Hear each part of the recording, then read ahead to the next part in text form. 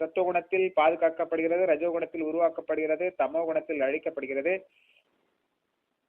உலகம் அதர்ம செயல்களில் ஈடுபடும் பொழுது, தமோ குணம் அதிகமாகும் பொழுது, அதர்ம செயல்கள் அதிகமாகும் பொழுது, மக்கள் அறியாமையில் அதிகமாக இருக்கும் பொழுது, போதை மருந்துக்கு அனைத்து அதர்ம செயல்கள் அதிகம் செய்யும் பொழுது உலகம் அழிவை நோக்கி சென்று கொண்டிருக்கிறது என்று நாம் புரிந்து கொள்ள வேண்டும்.